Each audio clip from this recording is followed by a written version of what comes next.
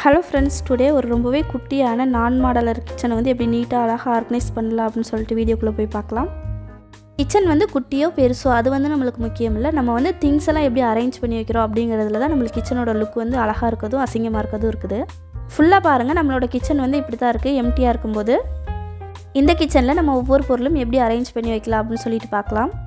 இந்த வீடியோ கண்டிப்பா புதுசா கல்யாணம் ஆன பெண்கள் அப்புறம் பாத்தீங்கன்னா கிச்சனை வந்து அழகா நீட்டா ஆர்கனைஸ் பண்ணி வைக்கணும் அப்படி நினைச்சிட்டு இருப்பாங்க. பட் ஒரு ஐடியாவே இல்லாம இருப்பாங்கல அவங்களுக்கு பாத்தீங்கன்னா ரொம்பவே ஹெல்ப்ஃபுல்லா இருக்கும். சோ வீடியோ ஸ்கிப் பண்ணாம லாஸ்ட் வரைக்கும் பாருங்க. நம்ம சேனலை நீ சப்ஸ்கிரைப் பண்ணாம இருந்தீங்கன்னா சப்ஸ்கிரைப் பண்ணிட்டு வீடியோ கண்டினியூ பண்ணுங்க. இந்த கிச்சனோட கவுண்டர் டாப் பார்த்தாலே தெரியும் எவ்வளவு ரொம்ப சின்னதா இருக்கு அப்படினு சொல்லிட்டு. இந்த குட்டி கவுண்டர் டாப்க்குள்ளே நம்ம எல்லா திங்ஸையும் பாத்தீங்கன்னா அரேஞ்ச் பண்ணி வைக்கணும். அப்புறம் பாத்தீங்கன்னா இடமும் நமக்கு நல்லா ஃப்ரீயா இருக்கணும். இந்த மாதிரி சின்ன கிச்சன் இருக்கவங்க ஃபர்ஸ்ட் மெயினா செய்ய வேண்டியது என்னன்னு பாத்தீங்கன்னா நம்மகிட்ட இருக்க எக்ஸ்ட்ரா திங்ஸ் எல்லாத்தையுமே எடுத்து இந்த மாதிரி பாக்ஸ்ல போட்டு மேலே வச்சிருங்க. இந்த மாதிரி நம்ம ஃபர்ஸ்ட் பண்ணிட்டோம்னா நிறைய இடம் பாத்தீங்கன்னா நமக்கு சேவ் ஆகும். மேலே பாக்ஸ்ல போட்டு வைக்கிற திங்ஸையும் பாத்தீங்கன்னா நீங்க பிளான் பண்ணி போட்டு வச்சுக்கோங்க. அந்த அண்டா குண்டா இந்த மாதிரி ரேரா யூஸ் பண்ற பாத்திரத்தை ஒரு பாக்ஸ்லயும் நெக்ஸ்ட் வந்து நம்ம கெஸ்ட்லாம் வந்தா பெரிய பாத்திரம் யூஸ் பண்ணுவோம் இல்லையா அதை ஒரு பாக்ஸ்லயும் போட்டு வச்சுக்கோங்க. ஸோ திடீர்னு நம்ம வீட்டில் கெஸ்ட்லாம் வந்துட்டாங்கன்னா நம்மளுக்கு எடுக்கிறதுக்கு ரொம்பவே ஈஸியாக இருக்கும். கிச்சன் கவுண்டர் டாப்பில் ஃபஸ்ட்டு வந்து கேஸ் ஸ்டவ் வச்சுருக்கேன். அதுக்கப்புறம் அந்த கவுண்டர் டாப் மேலே இருக்க வாலில் வந்து ஒரு பாத்திரம் ஸ்டாண்ட் மாட்டியிருக்கேன்.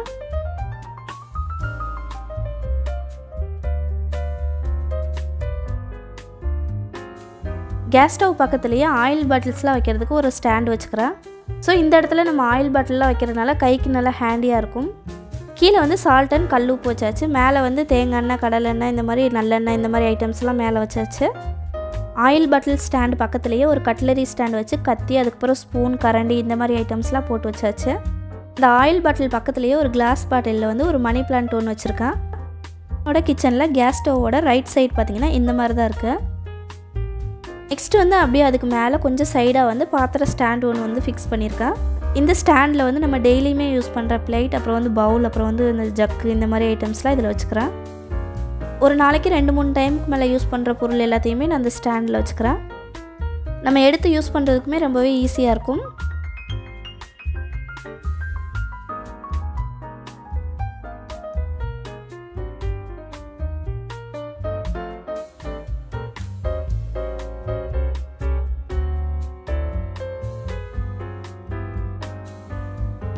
அதுக்கப்புறம் நம்ம டெய்லியுமே யூஸ் பண்ணுற கரண்டி அந்த சிசர் இந்த மாதிரி ஐட்டம்ஸ்லாமே அந்த சைடில் வந்து நம்ம மாட்டி விட்டுக்கிறேன்.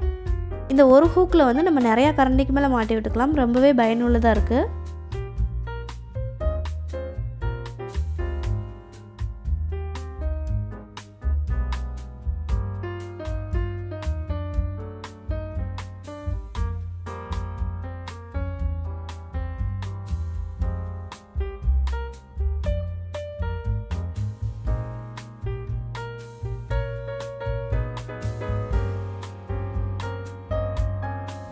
நெக்ஸ்ட் வந்து அப்படியே செல்ஃபு கீழே ஒரு பாத்திர ஸ்டாண்ட் ஒன்று வச்சுட்டு இந்த பாத்திரத்தை எல்லாத்தையுமே எடுத்து அதில் அடுக்கி வச்சுக்கிறேன். இந்த ஸ்டாண்டில் நம்ம அடிக்கடி யூஸ் பண்ணுற வாட்டர் பாட்டில் அப்புறம் வந்து செம்பு அதுக்கப்புறம் இந்த டிஃபன் பாக்ஸ் இந்த மாதிரி ஐட்டம்ஸ் எல்லாமே இதில் அடுக்கி வச்சுக்கிறேன்.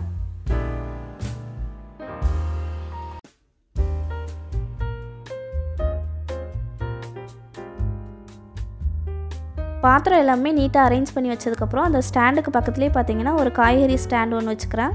இந்த காய்கறி ஸ்டாண்டில் பெரிய வெங்காயம் பூண்டு அதுக்கப்புறம் பார்த்தீங்கன்னா சின்ன வெங்காயம் உருளைக்கிழங்கு இந்த மாதிரி ஐட்டம்ஸ் எல்லாமே வச்சுக்கிறேன்.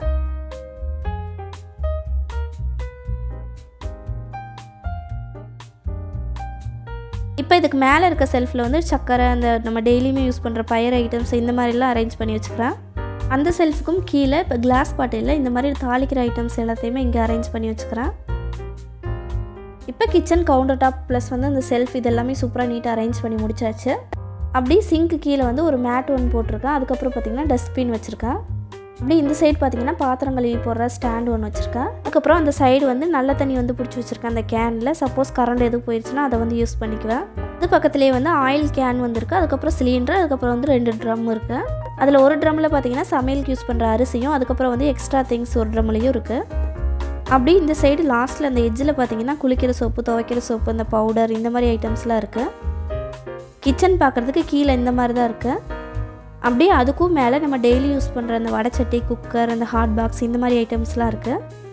அந்த ஹாட் பாக்ஸ்க்குள்ளே எல்லாம் பார்த்தீங்கன்னா அந்த ஒன்றுக்குள்ளே ஒன்று போகும் இல்லையா அந்த கொட்டரெல்லாம் பார்த்தீங்கன்னா நிறைய அடுக்கி வச்சுருப்பேன். பார்க்கறதுக்கு பார்த்தீங்கன்னா அந்த வெறும் ஹாட் பாக்ஸ் இருக்க மாதிரி மட்டும்தான் தெரியும். இப்போ லாஸ்ட்டாக அந்த சைடு ஒரு மிக்ஸி ஒரு ஜார் ஒன்று வச்சுருப்பேன். மேலே இருக்க அந்த பாக்ஸில் வந்து ஓப்பன் பண்ணிவிட்டு நம்ம யூஸ் பண்ணாமல் வச்சுருப்போம் இல்லையா, அந்த பாக்கெட் ஐட்டம்ஸ்லாம் வச்சுருப்பேன். மேலே அந்த ஒயிட் கலர் இதில் வந்து இட்லி துணி, அந்த குக்கர் விசில்ஸ் இந்த மாதிரி போட்டு வச்சுருப்பேன். ஸோ இப்போ வாங்க ஓவரால் பார்க்கலாம் நம்மளோட கிச்சன் செட்டப் எப்படி இருக்குது அப்படின்னு சொல்லிட்டு.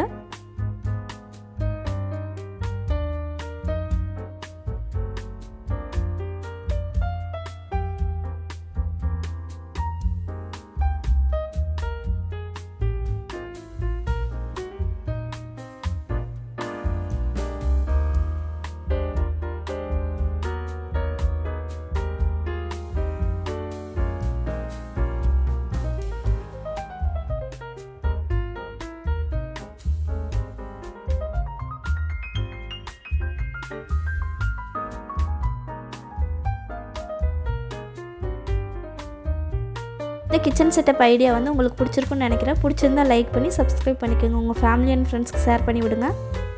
நெக்ஸ்ட் ஒரு சூப்பரான இன்ட்ரெஸ்டிங்கான வீடியோவில் பார்க்கலாம். தேங்க்யூ.